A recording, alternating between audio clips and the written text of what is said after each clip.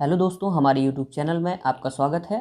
और आज हम इस वीडियो में पढ़ने वाले हैं प्रकाश के परावर्तन के बारे में। तो इस वीडियो में हम देखेंगे कि प्रकाश का परावर्तन क्या कहलाता है, प्रकाश के परावर्तन के प्रकार कौन कौन से हैं और प्रकाश के परावर्तन के नियम कौन कौन से हैं। तो सबसे पहले हम बात करते हैं कि प्रकाश का परावर्तन कहलाता क्या है।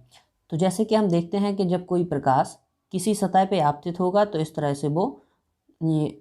तरह से उसी किसी एक निश्चित दिशा में गमन करता है। इस घटना को ही कहते हैं प्रकाश का परावर्तन। इसकी अगर हम डेफिनेशन की बात करें तो डेफिनेशन हम आराम से लिख सकते हैं कि प्रकाश के चिकने पृष्ठ से टकराकर वापस लौटने की घटना को प्रकाश का परावर्तन कहते हैं। तो चिकने पृष्ठ से मतलब क्या है?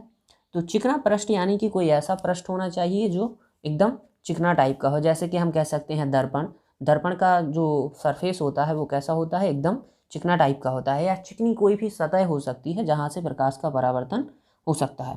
तो इसकी हम डेफिनेशन लिख देते हैं कि प्रकाश के चिकने पृष्ठ से टकराकर वापस लौटने की घटना को प्रकाश का परावर्तन कहते हैं। यहाँ पर एक विशिष्ट हमें तौर पर यहाँ ध्यान रखना होगा कि जो प्रकाश वापस लौट कर आता है तो जिस माध्यम से वो आया होता है उसी माध्यम में वापसी परावर्तित हो जाता है। एक माध्यम से दूसरे माध्यम में यहाँ नहीं होती है घटना। ये प्रकाश की परावर्तन की घटना एक ही माध्यम में घटित हो रही होती है।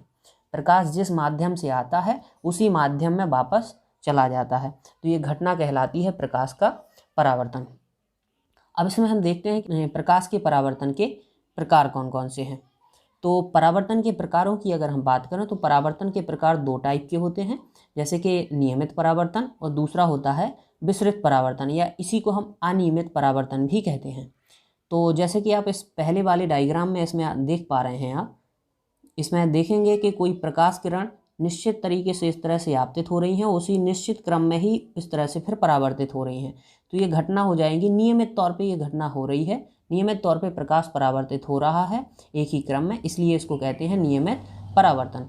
और जैसे कि आप इस दूसरे डायग्राम में देखेंगे तो दूसरे डायग्राम में देखेंगे तो ये नीचे अगर आप सतह पे थोड़ा ध्यान दें तो सतह ये जो है सतह थोड़ी खुरदरी टाइप की है। तो जैसे ही इस पर कोई प्रकाश इस तरह आपतित होता है तो वो इधर उधर बिखर जाता है, इधर उधर बिखर जाता है, इसीलिए उसको कहते हैं, यानी कि नियमित रूप से परावर्तन नहीं हो पा रहा है, इधर उधर हो रहा है, तो इसको कहते हैं अनियमित परावर्तन, या इसी चीज़ को कहते हैं विसरित परावर्तन। विसरित यानी कि प्रकाश को जिस दिशा में जाना चाहिए था वो अपने मार्ग से भूल गया है, बिसर गया है, इधर उधर बिखर रहा है, इसी चीज़ को कहते हैं विसरित परावर्तन। तो सबसे पहले इसमें हम देखेंगे नियमित परावर्तन की परिभाषा क्या है और ये होता क्या है। तो इसकी अगर हम डेफिनेशन की बात करें तो डेफिनेशन हमारी हो जाएगी कि जब कोई आपतित प्रकाश पुंज को किसी चिकने पृष्ठ द्वारा उसी माध्यम में एक विशिष्ट दिशा में भेजने को नियमित परावर्तन कहते हैं। तो आइए इसको देख लेते हैं। जैसे कि ये कोई चिकना पृष्ठ हो गया है, ये कोई चिकना पृष्ठ है, इस पृष्ठ पर कोई नियमित रूप से इस तरह प्रकाश किरणें आपतित हो रही हैं और उसी क्रम में ही नियमित रूप से ही इस तरह से परावर्तित हो रही हैं। तो इस घटना को ही कहते हैं नियमित परावर्तन। अब नियमित परावर्तन लगता कहाँ है, इसको एग्जाम्पल के माध्यम से हम समझ सकते हैं। जैसे आपने कभी ना कभी एक ये अपने जीवन में किया ही होगा कि नियमित परावर्तन, जैसे कि इस इमेज में हम देख पा रहे हैं, इस इमेज में हम देखेंगे कि ये प्रकाश किरण ये कोई टॉर्च से इस तरह दर्पण पर आपतित हो रहा है, तो ये इस तरह से जा रही है। ये कभी ना कभी हमने ये करके देखा होगा जिसमें चकाचौंध टाइप की हमें लगती है। तो नियमित रूप से यहाँ प्रकाश का जो परावर्तन हो रहा है वो परावर्तन हो रहा है नियमित रूप से, यानी कि जब हम प्रकाश को यहाँ से आपतित करते हैं तो पूरा वो उस तरह से नियमित रूप से परावर्तित होता है, प्रकाश इधर उधर बिखरता नहीं है, इसलिए वो इस तरह से हमें दिखाई देता है और प्रकाश की चकाचौंध टाइप की हमें लगती है।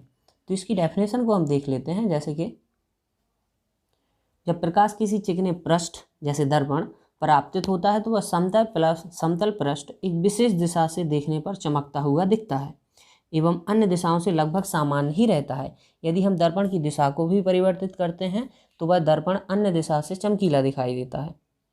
परावर्तन का दूसरा प्रकार होता है विसरित परावर्तन। विसरित परावर्तन को हम आराम से समझ सकते हैं। जैसे कि विसरित परावर्तन, इस तरह से कोई खुरदरी सतह होगी, इस पर कोई प्रकाश नियमित रूप से पड़ता है, यानी कि नियमित रूप से आपतित हो रहा है, लेकिन जैसे ये सतह से टकराता है तो वो इधर उधर सतह के आकार के कारण इधर उधर बिखर जाता है। तो इधर उधर बिखरने की ये जो घटना हो रही है तो प्रकाश परावर्तित तो हो रहा है, लेकिन कुछ उसका अवशोषण भी हो रहा है और अवशोषण करके कुछ वो किरणें इधर उधर बिखेर रहा है, यानी कि प्रकाश का ये कहलाएगा ये विसरित परावर्तन।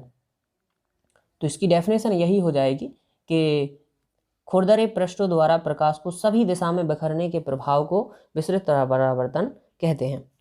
एग्जाम्पल के माध्यम से हम देख सकते हैं, कोई खुरदरे पृष्ठ, धूल के कण हो गए या धुएं के सूक्ष्म कण आदि प्रकाश को विभिन्न दिशाओं में विसरित कर देते हैं। अब इसको हम देख कहाँ सकते हैं, जैसे कि कोई हमने देखा होगा जब हम किसी कमरे की खिड़की को खोलते हैं तो वहाँ से प्रकाश सीधा दीवार पे पड़ता है, और दीवार पे पड़ेगा तो चारों तरफ वो दीवार थोड़ी सी खुरदरी टाइप की होती है, तो वहाँ से प्रकाश सभी जगह बिखर जाता है। कहीं पर प्रकाश ज़्यादा चमकदार दिखाई देता है और कहीं पर थोड़ा हल्का हल्का सा दिखाई देता है, जैसा इस चित्र में दिखाया गया है। अब हम देखते हैं प्रकाश के परावर्तन के नियम कौन कौन से हैं और इस संख्या में कितने हैं। तो प्रकाश परावर्तन के जो नियम होते हैं वो संख्या में 2 होते हैं। प्रकाश के परावर्तन के नियम कितने हैं? 2 हैं। तो पहला नियम इसमें क्या होता है, पहले इसको अच्छे से समझना पड़ेगा। तो इसमें हम देखेंगे कि जैसे कि ये एक पृष्ठ हो गया है जिस पर कोई भी प्रकाश आपतित हो सकता है, और पृष्ठ को हम ऐसा मान सकते हैं दर्पण ही है, समझ लो एक प्रकार से।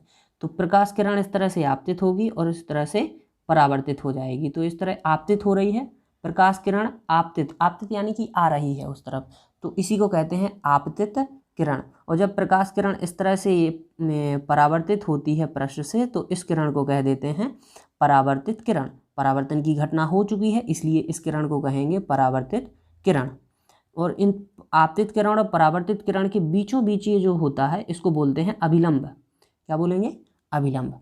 तो दोनों नियम इसी चित्र से ही हम समझ सकते हैं कि ये जो कोण आपतित किरण और अभिलंब के बीच, आपतित किरण और अभिलंब के बीच जो कोण बनता है इसको बोलते हैं आपतन कोण। और इसी तरह विलंब और परावर्तित किरण के बीच जो कोण बनता है उसको बोलते हैं परावर्तन कोण।